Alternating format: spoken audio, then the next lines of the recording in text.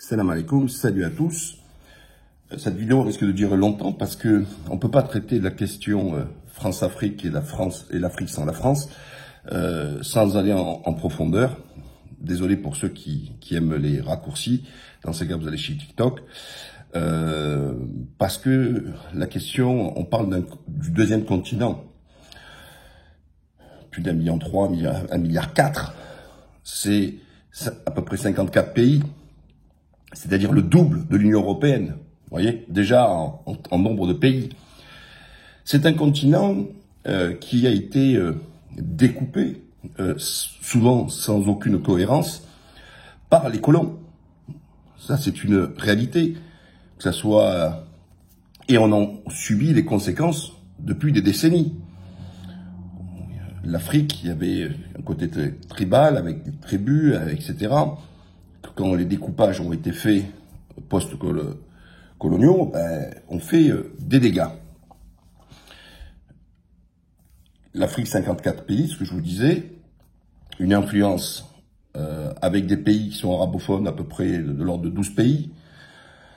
On a, bien sûr, la France francophone, qui est le plus gros morceau, à peu près une vingtaine.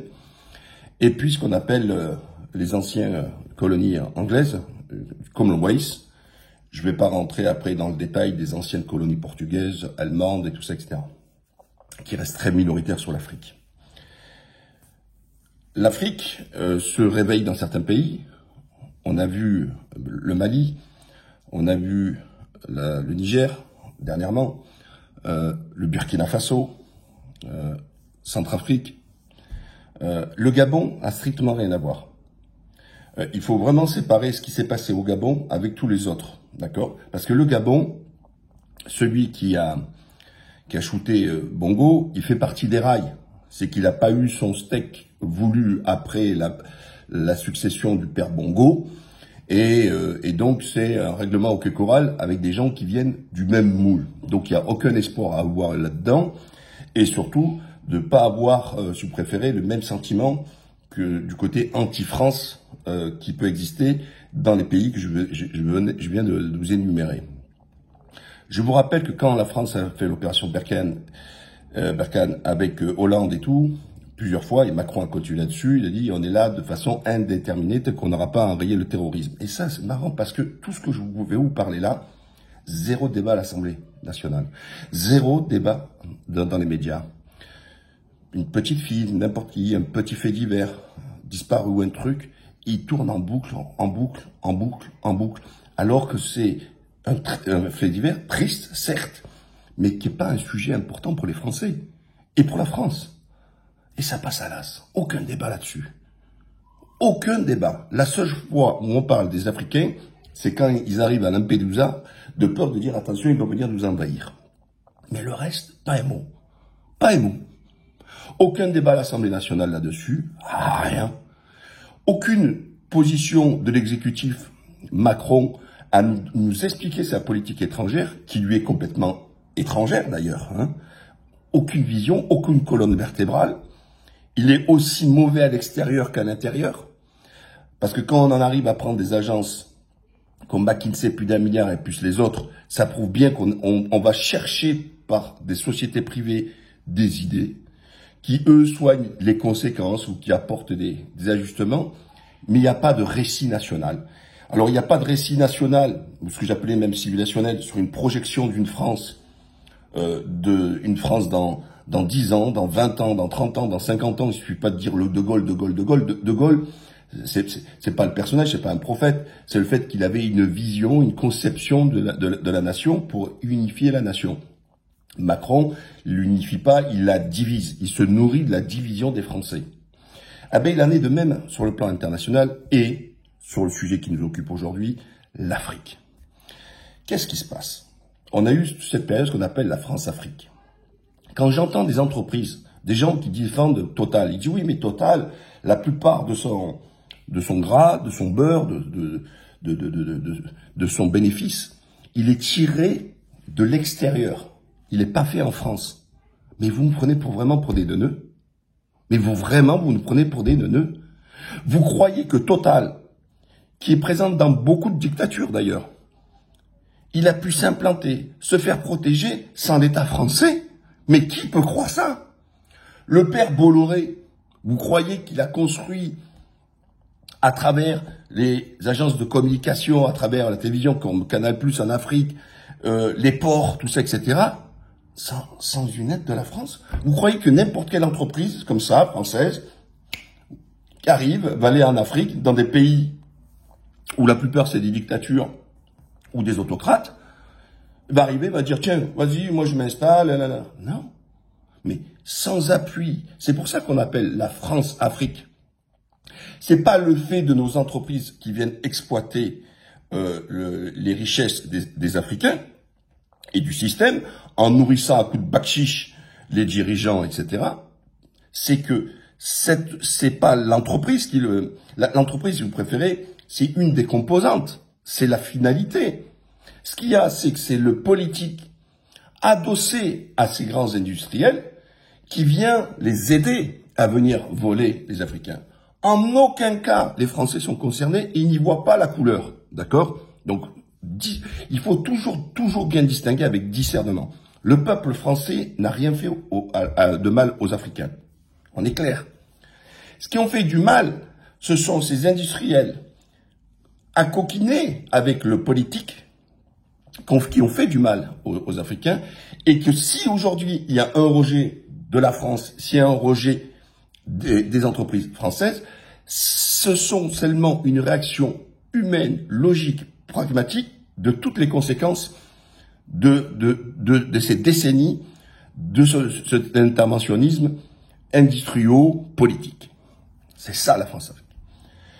Donc pour revenir à l'histoire Barkhane, soi-disant, alors on savait bien que les terroristes venaient de Syrie, mais soi-disant on allait lutter contre le terrorisme en Afrique. Sauf que c'est pas eux, ils n'ont jamais frappé.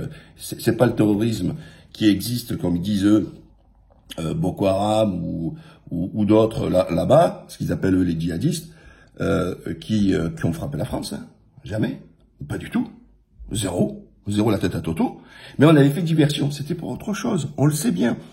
Et le problème, c'est que, comme on dit aux Français, on lutte contre le terrorisme et que les Français se sentent en insécurité et donc boivent les paroles du pouvoir qui leur dit « mais le Bataclan, là, on l'aura plus parce que on a mis nos militaires en Afrique. » Mais c'est pas vrai. Ils sont pas les... Et d'ailleurs, tellement ça semblait super important que quand le Mali lui a dit « tu dégages », il dégage. Quand le Burkina Faso tous, ils leur disent « dégage », ils dégagent. Et là, on parle plus, et là, dernièrement le Niger, alors on parle plus du coup de la sécurité de la France, parce qu'on justifiait notre présence là-bas pour la sécurité de la France. Alors, en reprenant vos arguments, donc je vous dis, la France n'est plus en sécurité, puisqu'elle retire ses troupes armées, militaires, parce qu'elle est chassée de ces pays d'Afrique. Et c'est pas fini. Voilà. Donc il y a, aujourd'hui, la France n'a plus elle n'a plus la même puissance. Il faut le reconnaître, elle n'a plus cette puissance militaire, elle n'a même plus cette puissance diplomatique puisqu'elle n'a aucune vision. La francophonie, c'est le parent pauvre, on n'en parle même plus. Et les pays, maintenant, nombreux pays africains, sont certains, comme le Gabon d'ailleurs, qui ont rejoint le Commonwealth, d'accord, donc c'est-à-dire le côté anglais.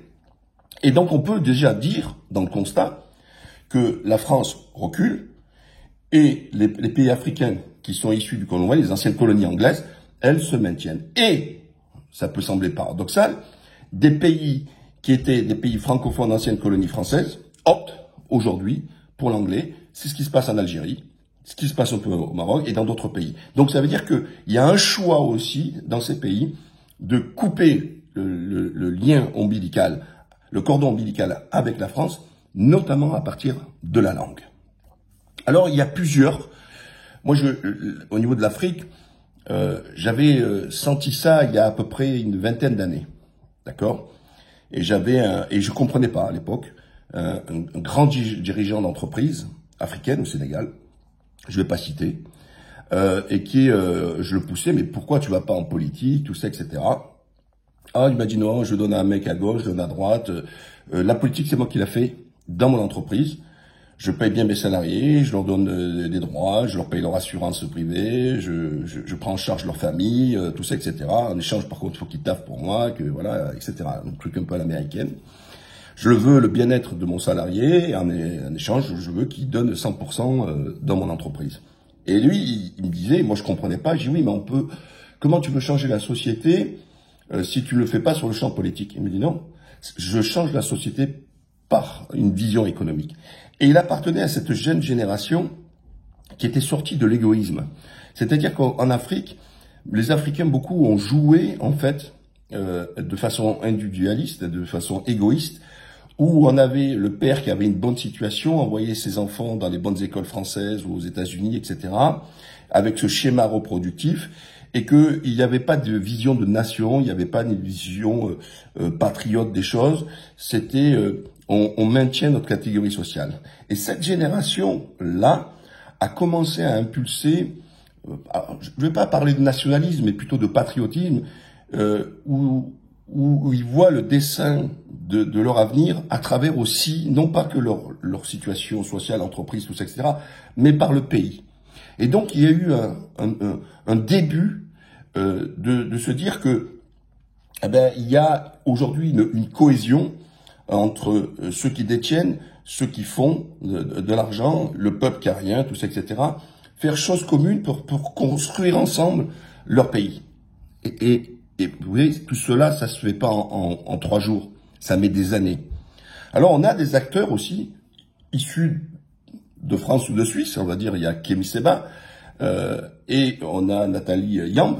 Alors, le premier, c'était plutôt un tribun, même s'il est en train de bouger, de changer un peu ses lignes, qui était au départ que sur la partie, elle était morcelaire, c'était sur la partie que les Blacks, hein, l'Afrique subsaharienne, etc., et avait rejeté à tort au départ toute l'Afrique du Nord, toute l'Afrique dite entre guillemets blanche.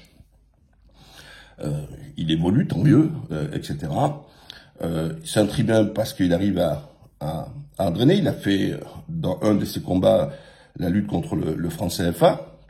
C'est vrai que c'est quand même rigolo parce qu'on nous dit que la France elle est plus proche dans ses racines des pays de l'Est, en gros parce que c'est des blancs et chrétiens, alors qu'il y a aussi des chrétiens chez les Africains, l'Afrique noire. Et donc, ils disent, oui, on a plus de liens, alors que, désolé, ces pays-là ne sont pas francophones. La Lituanie, la Lettonie, tout ça, ils sont pas francophones. Donc, il n'y a même pas une attache linguistique. Et la deuxième, c'est que les seuls qui sont restés au franc, quand en France, il y a beaucoup de gens qui ont la nostalgie du franc, bah, le franc, la seule fois où il est utilisé, ça s'appelle le franc CFA, c'est en Afrique. Vous voyez, c'est paradoxal. Donc, si on avait un lien historique et un lien je veux dire, de proximité, ce serait bien plutôt les Africains, puisqu'on a une langue commune et on a une monnaie qui est historiquement, c'est les seuls qui sont aujourd'hui encore les héritiers du franc. Vous voyez, c'est paradoxe. Mais sauf que dans les identités, etc., on n'en veut pas, on n'en veut pas, on n'en veut pas. Et encore une fois, l'argument soi-disant nos racines chrétiennes, le truc, ils ne veulent pas du noir tout court, hein, ou de l'arabe tout court. Même c'est un arabe chrétien, même si c'est un noir chrétien, ils veulent pas. Donc vous voyez bien que c'est pas un problème, soi-disant comme eux le disent, d'identité et d'histoire commune, etc. C'est bien sur une base de couleur. Donc c'est important. Et en gros, on pensait avoir chassé tous ces démons, que c'était pas la maladie contemporaine, que c'était un schéma passé, où la couleur de peau était vue comme il y avait une distanciation avec la couleur, tout ça. Non, ça continue, sauf que c'est plus fourbe, c'est moins direct. C'est sûr, on va pas dire ça le négro, tout ça, ils le disent pas. Donc ils vont dire plutôt non, on n'a pas les mêmes codes culturels, on n'a pas les mêmes codes trucs, etc., etc. Et d'ailleurs, quand vous prenez dans l'Europe, toute une partie de l'Est, elle est plutôt slave que l'Ouest. L'Europe, celui qui peut croire qu'elle est, l'Europe, elle est elle est un peu comme l'Afrique. Désolé, vous croyez que les pays méditerranéens, l'Italie, l'Espagne, le Portugal, ben ils ressemblent plus au Maghreb qu'ils ressemblent aux Autrichiens et aux Polonais quand même. Voilà. Donc vous voyez, il y a plusieurs types d'Europe. L'Europe nordique, les îles plus proches de l'Angleterre, avec une autre culture que celle que nous avons dans les pays du Sud, l'Est, etc. Ben l'Afrique, c'est exactement la même chose. C'est un continent avec différentes tribus, différentes histoires, etc., le langage et tout ça, etc. Et alors l'Europe, alors je vous parlais tout à l'heure de Kémy Séba, le tribun, qui je pense a un peu des trous dans la raquette sur une construction, une vision d'une Afrique unifiée, parce que j'avais fait il y a pas longtemps encore une vidéo où je disais que le problème, c'est que de nos contemporains un peu partout dans le monde, il n'y a pas de récit. Il n'y a pas ni un récit national, il n'y a pas, ça n'existe pas. C'est-à-dire qu'on a des gens sans colonne vertébrale et que même si on peut vous reprocher aux dictateurs, Ceausescu en Roumanie, Tito en Yougoslavie, Staline en Russie, en URSS, tout ça, etc. Mais il faut leur donner au moins au crédit qu'ils étaient animés par une idéologie.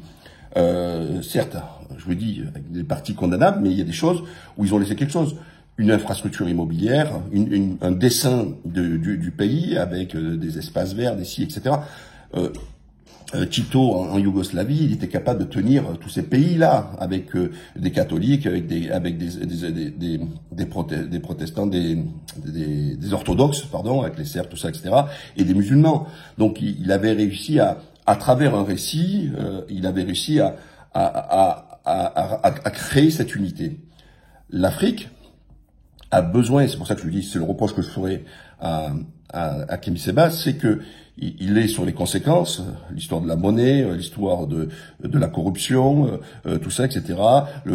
La France paternaliste, c'est pour ça aussi peut-être qu'il différencie entre le Commonwealth et le côté francophoniste, c'est que quand un Macron qui débarque, il leur dit faites pas 8 enfants, faites pas ci, ils arrivent.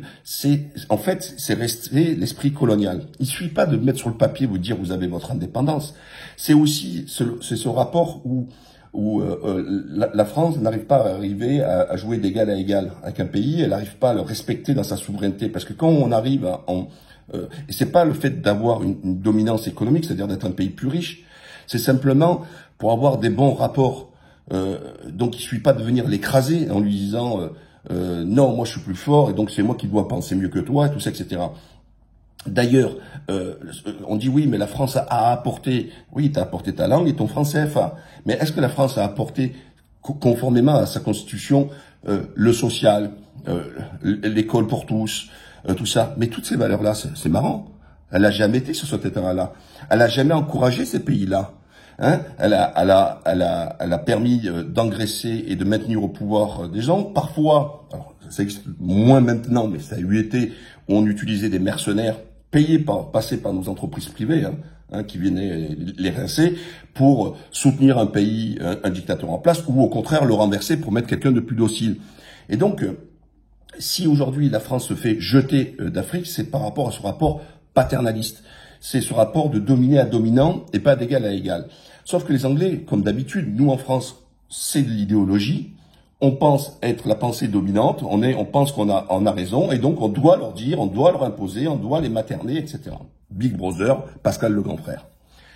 Et puis, le système anglo-saxon, pragmatique, beaucoup plus libéral, tout ça, etc. Donc, pas imprégné d'idéologie, c'est complètement tout le contraire, etc. Vont pas faire de l'ingérence directement. Alors, je dis pas non plus que c'est le meilleur système, hein, attention. Je dis que si le Commonwealth est moins touché par cette révolte africaine, c'est que il n'y a pas ce côté paternaliste des choses. Voilà. Et donc, tout ça, ça pèse. Vous voyez, c'est un tout. On peut pas dire que le rejet de la France est seulement lié à Macron, donc ce serait démagogue, ou simplement aux industriels. C'est un tout. C'est-à-dire que c'est sa politique commerciale et sa politique diplomatique. Hein. Sur la diplomatie, ça va pas parce que...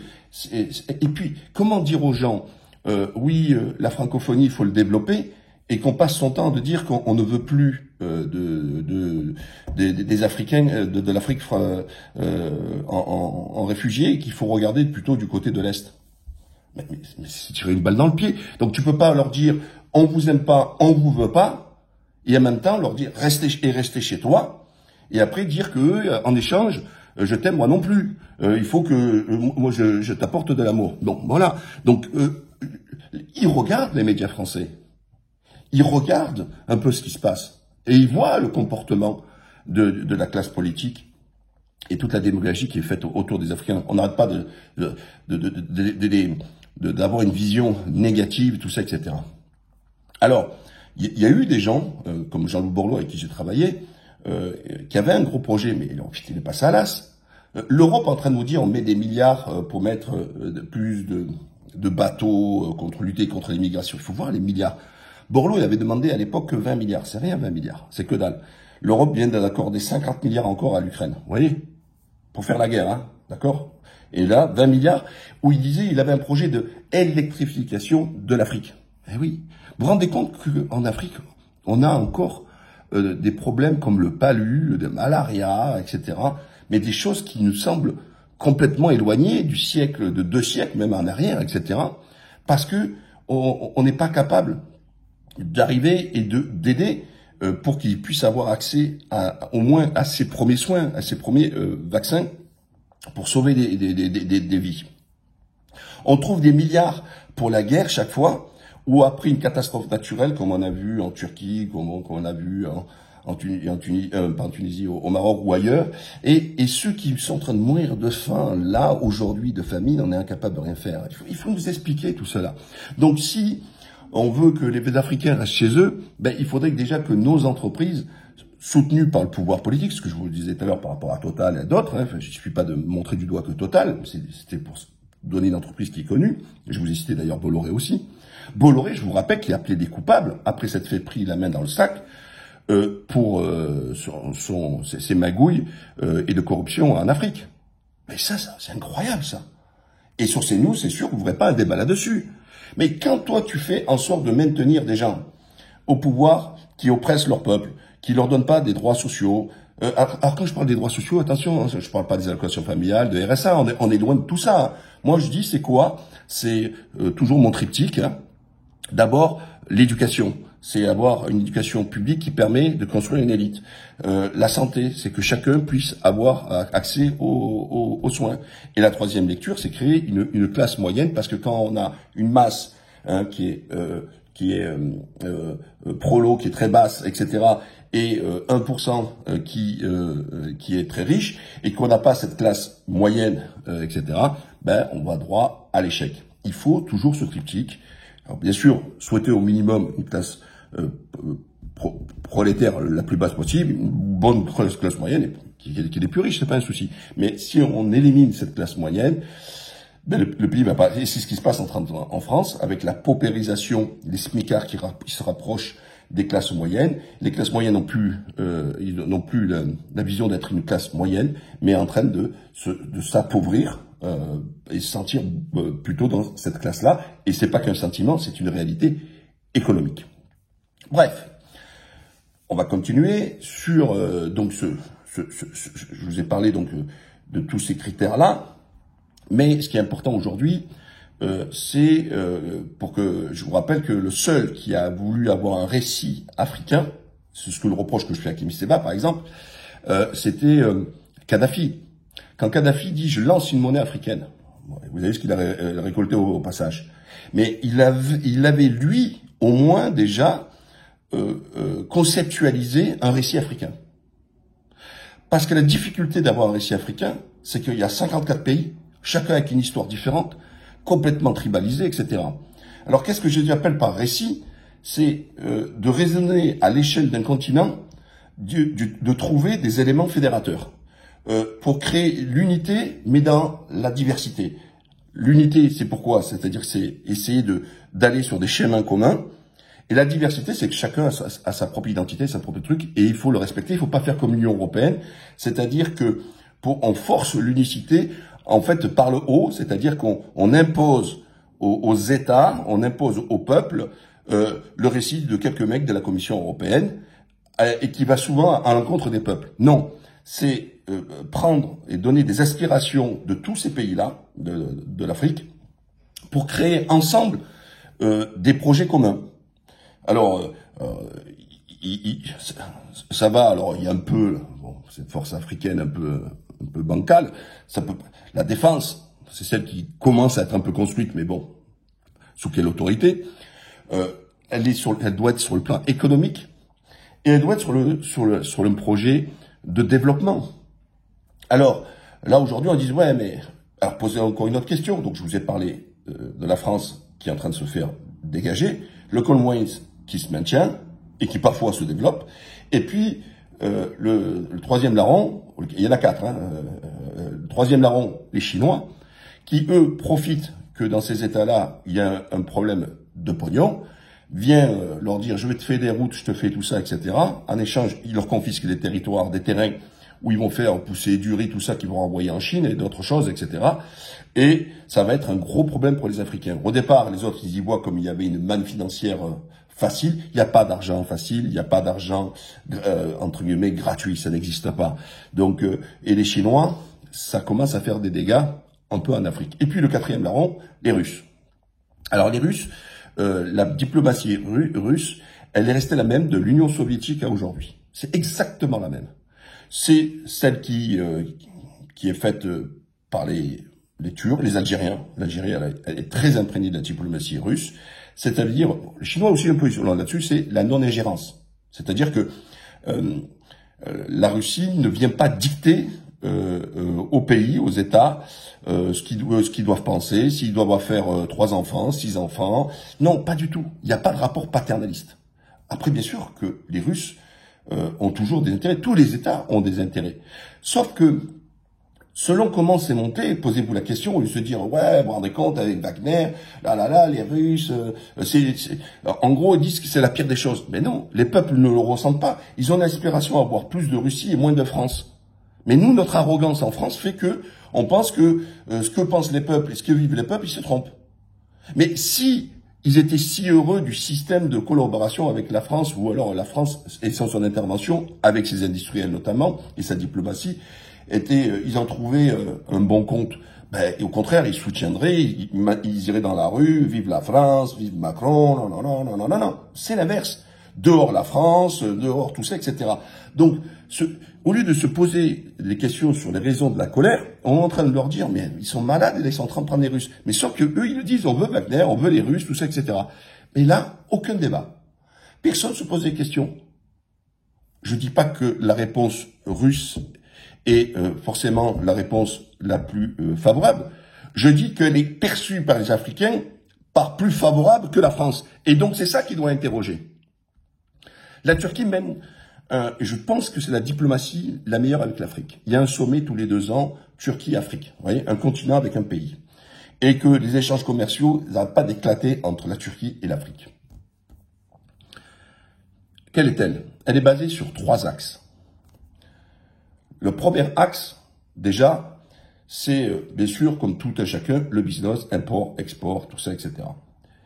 Le deuxième axe, c'est le transfert de technologie. Et des pays qui ont bénéficié du haut niveau de santé, notamment sur les transplantations, j'en avais déjà parlé, de reins, tout ça, qui par exemple au Burkina Faso, au Bénin, tout ça, etc., qui se faisait pas. Et donc, la Turquie, chaque fois, essaye, quand elle détient des technologies, que dans ces pays-là, elle leur donne le transfert.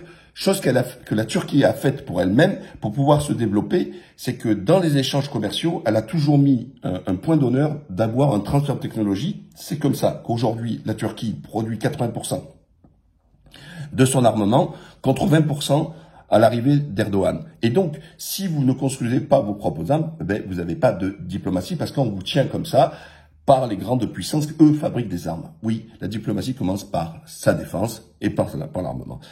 Et le troisième point, c'est le côté fraternel et le côté un petit peu, comment on pourrait dire, fraternel, généreux, par des actions comme, et ça je peux vous dire que la Turquie en fait un point d'honneur, la Turquie ne donne rien aux États, la Turquie ne donne rien aux individus, ne donne pas en corruption. Quelle est sa politique? Alors là, dernièrement, elles viennent donner à un certain pays africain, elles viennent leur donner des tracteurs. À d'autres endroits, on voit le Ghana, ils ont construit des routes, mosquées, écoles. En Somalie, j'en parle même pas. Hein, on voit bien tout ce qui a été pu faire. Et donc les peuples, quand ils voient l'action généreuse de la Turquie, ils en profitent. Ils le vivent. Quand tu arrives, tu vas dans une école ou tu vas dans un hôpital ou tu prends une route et que tu vois que c'est construit, tu dis merci la Turquie. Alors moi, je vous pose la question inverse. Qu'est-ce que l'État français a fait que les Africains peuvent dire ah ben oui, merci la France de nous l'avoir fait. Rien. Le seul plan, comme je vous l'ai dit, qui était, à mon sens, intelligent, c'était celui de Borloo, c'est-à-dire de donner l'accès à l'électricité en Afrique avec un grand projet électrique et tout ça, etc. Ben, comme par hasard, il n'a pas trouvé écho et on ne l'a pas soutenu. Vous voyez, c'est ça. C'est ça. L'Afrique n'a pas besoin d'être paternée. L'Afrique a besoin d'être aidée à son développement. Ne pas arriver, forme FMI et d'autres, leur dire vous devez faire ça comme au Mali un jour, vous devez faire du coton, ou vous devez faire cela. Non, pas du tout. C'est laisser les propres aspirations des pays. Tout à l'heure, je parlais de Kémy Séba, mais il y a Nathalie Lamb, qui est une Suisse camerounaise. Alors, elle aussi, elle génère du monde. Elle a un côté un peu tribal comme Kémy Séba, mais c'est encore autre chose. C'est beaucoup plus intellectuel, etc. Il y a une conception. Mais je vais dire, moi, ce qui me manque aujourd'hui, alors c'est bien, ils réveillent des consciences, ils apportent leur diversité d'opinions, certaines luttes aussi, etc. Mais ça manque vraiment encore dans ces leaders, parce qu'aujourd'hui c'est grâce notamment aux réseaux sociaux, des leaders à la Sankara, quoi, je veux dire, issus de l'Afrique, des gens qui sont nés, grandis, etc. Et qui deviennent eux aussi des humains, avec ce que je vous disais tout à l'heure, associé à un récit. Parce que critiquer, condamner, remettre en cause, tout cela c'est très bien. Je partage le diagnostic. Mais ce qui m'intéresse, avant tout, c'est réfléchir sur le récit africain. Alors, le récit africain, c'est pas qu'avec les Noirs. C'est toute l'Afrique, c'est 54 pays. C'est 12 pays arabophones, c'est pays blancs, c'est pays noirs, tout ça, etc. On parle de 54 pays, on parle d'un continent entier. Et c'est ça, en fait, moi, que je souhaite pour l'Afrique, c'est que l'Afrique francophone, parce que l'histoire du franc CFA, ça concerne l'Afrique francophone. Bien sûr. Alors certes, c'est beaucoup de pays, mais c'est pas la totalité de l'Afrique. Vous voyez, c'est pas essayer je dis pas que le combat est pas sain, au contraire, je trouve que le combat il est sain. J'essaie d'expliquer que quel récit, quel projet il faut porter pour fédéraliser le peuple africain, recenser des leaders dans chaque pays et faire adhérer des peuples à une volonté commune. Voilà. Vous voyez, c'est la double difficulté. C'est trouver le récit commun et le faire épouser par les peuples. Alors, on dit toujours que, et vous allez peut-être me dire que je suis paradoxal en disant, ben, c'est la Commission européenne, tu me dis qu'elle nous l'impose, donc il ne faut pas que ça vienne du haut. Non. Justement, je ne vous dis pas ça. C'est ressentir les aspirations des peuples et essayer de construire le récit en commun. Donc, ça part de la base. Mais, donc, je reviens sur mon triptyque. On va rester que sur les deux premiers points. Travailler, par exemple, sur la grosse collaboration que les Africains doivent travailler sur l'éducation et sur la santé. Putain, c'est quand même deux gros chantiers qui sont énormes.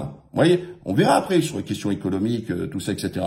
Mais déjà, si on arrive sur ces deux questions-là à se dire faire cause commune pour éviter de se retrouver avec l'histoire du palu, de la malaria et compagnie, c'est énorme. Et plus tout le reste, d'accord? D'avoir une médecine de pointe et surtout qu'elle soit accessible à tous. Donc réfléchir sur la santé, réfléchir sur l'éducation. Parce que on peut pas dire que les autres ils viennent, les entreprises pour investir, etc.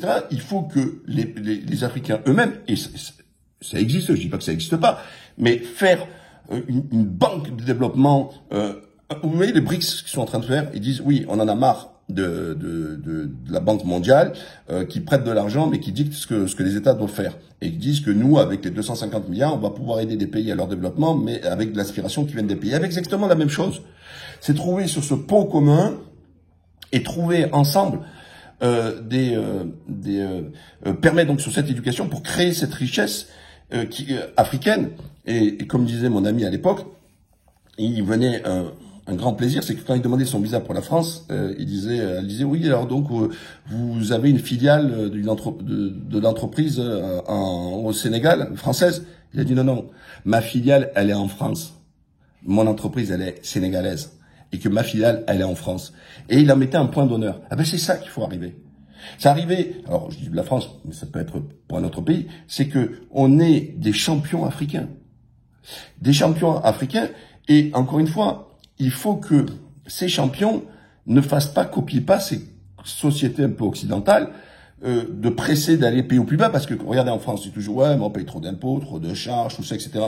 Mais vous croyez que quand ils font fabriquer au Vietnam, en Chine, au Bangladesh, etc., ils vont donner, quand les mecs sont au SMIC à 150 balles par mois, ils vont leur donner 10 euros de plus, 10 dollars de plus, 20 dollars ou 50 balles en disant oui, non, mais on va mieux les payer, alors qu'on bénéficie justement pratiquement pas de charges et d'impôts. Ben non, ils vont aller toujours sur le moins-disant. Et c'est là où c'est des menteurs. Donc les entreprises, quand elles arrivent, elles vont se déplacer dans le pays parce qu'elles disent que ça va me coûter moins cher. Elles se disent pas, je sais pas moi, le niveau de vie, il faut 350 balles et je vais leur donner 350 balles parce que je veux mes salariés qui vivent bien. Elle te dit non, ben si dans le pays on paye 150, je paye 150, elle va pas donner 1 euro de plus ou 1 dollar de plus. Donc voilà. Mais je pense que si aussi les gens, les futurs champions, donc je vous dis l'éducation au sens large, pour avoir des chefs d'entreprise, Made in Africa, une médecine, Made in Africa, etc. Enfin, tout cela, hein, et que ces talents puissent rester en Afrique et non pas enrichir les pays occidentaux qui, eux, leur démographie étant tellement faible, qui sont obligés de les appeler pour venir travailler, etc. Mais moi, je suis déçu quand je vois qu'il y a quand même beaucoup de Sénégalais, des médecins sénégalais qui sont en France et qui ont un problème de santé au Sénégal. Voilà, hein. Et qu'ils ont aussi la fibre du travail en commun, c'est-à-dire que je m'enrichis, je monte une entreprise, mais je pense à mon peuple, je paye correctement mes salariés, je participe aussi à la protection sociale, tout ça, etc., de santé, etc. C'est un jeu collectif. L'Afrique a besoin d'un jeu collectif. Et que les États, dont la France, a toujours essayé de les opposer les uns aux autres, et qu'ils subissent tous les découpages qui ont été faits post-coloniaux. Regardez le problème entre l'Algérie et le Maroc sur les questions du Sahara. Mais vous le voyez dans toute l'Afrique, hein, ça. Il y a toujours un problème parce que ça a été découpé à la règle. Tu vois, on n'a pas fait attention aux tribus, on n'a pas fait, etc. Non, non. Je vous rappelle encore une fois que les frontières, c'est les hommes. C'est pour ça que moi, je peux pas être nationaliste ou tout ça. Parce que quand vous voyez l'histoire du monde, où il n'y avait pas de frontières, et avec le temps, il y a eu des gros blocs, et puis des blocs qui se diminuent. Hein. Le Grand Siam, le Petit Siam, l'Empire Ottoman, la Turquie, voyez, l'Union Soviétique, la Russie, etc. Et on a eu toujours, on parle pour le français, Bonaparte, la France, voilà, avec le roi d'Europe, et puis la France qui est devenue comme ça. Donc, et puis je parle pas de la partie où elle avait les colonies, tout ça, etc. Donc c'est des sentiments qui me sont complètement étrangers. Encore une fois, je fais la différence entre le nationalisme et le patriotisme. Moi, j'appelle à plus de patriotisme sur le plan continental, etc. C'est pas du nationalisme. Vous voyez la différence quand même, qu'il y a une nuance entre les deux. Patriote, c'est être au soutien de son pays et d'apporter sa pierre à l'édifice pour la construction de son pays. C'est ça. Le nationalisme, c'est souvent le rejet de l'autre et toujours sur une base négative. C'est toujours trouver. Regardez quand vous voyez en France les identitaires, etc. Ils sont que dans la négative. Trop d'immigration, trop coloré, trop de musulmans, trop là, prendre l'insécurité, là. Tout est négatif. Il n'y a pas un récit positif. Le patriotisme, au contraire, c'est l'enthousiasme, c'est construire ce que je veux de mieux pour mon peuple. Vous voyez déjà, quand je dis je veux de mieux pour mon peuple, on est dans une action positive. On n'est pas dans un constat amer, nostalgique, c'était mieux hier, et tout ça, etc. Tout ça, c'est de l'aigreur. On construit pas une société sur l'aigreur, on construit une société sur de l'espoir. Et pour ce faire, il faut un récit. Et alors, je vais pas reprocher aux autres et faire pour moi-même de dire le contenu. Je vous ai donné, moi, des axes sur lesquels il doit le faire, mais la réponse, elle sera africaine. Ce sera pas avec des personnes encore étrangères au continent. Et moi, ce que j'apporte, c'est les inviter à la réflexion, de se dire que ils doivent prendre leur destin. Le salut de l'Afrique ne passera pas par l'extérieur. Le salut de l'Afrique viendra par elle-même. L'Afrique est capable aujourd'hui de se construire. Mais ce qu'il faut, c'est il faut la double compétence. Et ça, c'est pas que spécialement en Afrique, c'est dans le monde. Celui qui détient le savoir, une idéologie, tout ça, etc. Mais qui n'est pas un tribun, il n'aura jamais le pouvoir. Et puis, l'inverse, celui qui est un tribun, qui est capable de lever des foules, mais qui n'a pas le récit, c'est-à-dire le contenu intellectuel des choses, ben, ça va à l'échec. Donc, en fait, il faut combiner tout ça. Il faut combiner ceux qui ont le récit, ceux qui ont l'intellectuel des choses, c'est-à-dire qui donnent un schéma, idéologie, tout ça, etc. Et puis ceux qui vont le porter et qui vont le défendre et le faire épouser par les peuples. Voilà, c'est ça. Voilà, c'est ce que je voulais dire sur la question France-Afrique. Je pourrais encore plus développer, mais on est déjà à plus de 40 minutes. Déjà, pour le télécharger, ça va être pas rigolo. N'oubliez pas, likez, partagez et abonnez-vous. À bientôt. Bye.